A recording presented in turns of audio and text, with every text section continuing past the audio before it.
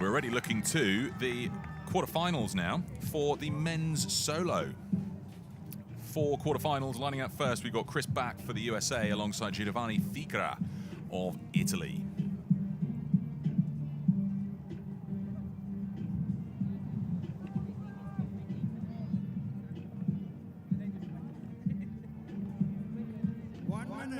Boats to the water, please. Giovanni Ficarra, the reigning world champion of this event from 2021, and the world champion from Rachice in the lightweight men's pair from just a couple of weeks ago. So he's familiar with the top of the podium. Chris Back only started coastal rowing recently from Cincinnati, Ohio, and he started to learn to row in a wave pool, if you can believe that. I think Probably that's quite appropriate for today's racing, right? I think that's the first time I've ever heard of someone learning to row in a wave pool. It shows you the innovation around this discipline. Well, we'll find out now whether it pays off, because there's some pretty big waves to handle out there right now. But look at Ficarra go. Absolutely like a rocket down to his solo. Chris Back meets him there at his boat at the same time.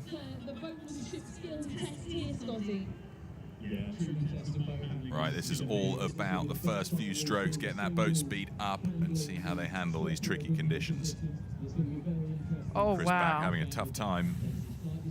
Those waves are so tough. I was thinking, oh, maybe the solos will be a bit easier to handle, but I don't think so. And it's interesting seeing Ficarra. He's not holding on to the rubber grips on the end of the handles. An interesting choice to do that. You'd think it might be difficult with the grip, but he's decided not to do that. Look at this, Ficarra pulling up alongside Chris Back now. They're really jumping all over the place, coming out towards the second slalom buoy.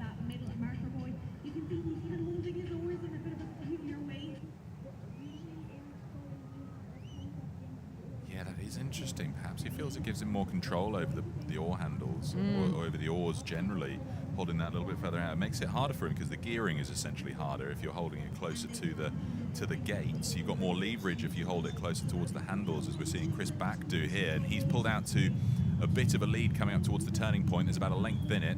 We'll see how they handle the turn, where they've got to pivot into the waves, which are coming on a slight angle, slight diagonal angle on towards the beach. So this is going to be the tricky bit in the solos, getting around these marks without coming onto them and without having the waves flip the boat over on you. So, oh, looks like Ficarra is stuck on that mark. Oh, that's disaster for him. That sees Chris Back pull away a few lengths up. It looks like they're level based on this camera angle, but I think Chris Back's out in front by a little bit. Ficarra now getting thrown all over the place by the waves, struggling to keep it straight. Chris Back, less of an issue with that. They're both really struggling, though. These boats, you can see, as we've spoken about, they are made for turning, and they're really struggling to stay straight on these waves. Ficarra is on to a bit of a swell here, and he's rocketing past Chris Back now. I think he's pulling out into the lead. He's the reigning world champion from this event of last year, but he wasn't the fastest when it came to the time trials. So he's clearly struggled a little bit when it comes to this water here in Saundersfoot. The Italian was 14th in the time trial. Chris Back was first. So, oh no, he's pivoted sideways. I think this is going to be him out. Chris Back's on the beach. He's pleased with that performance, and we'll see him the fastest from the time trials. And he was perhaps not necessarily the favourite in this race, despite the previous performances. Nobody wants to underestimate Giovanni Ficarra, but Chris Back will knock out Ficarra and earn his way through to the semi. And he turns back to cheering his competitor Giovanni Ficarra, who handles the final few. Well, a valiant performance from Giovanni Ficarra of Italy. He was top of the world from Rachice in the lightweight men's pair.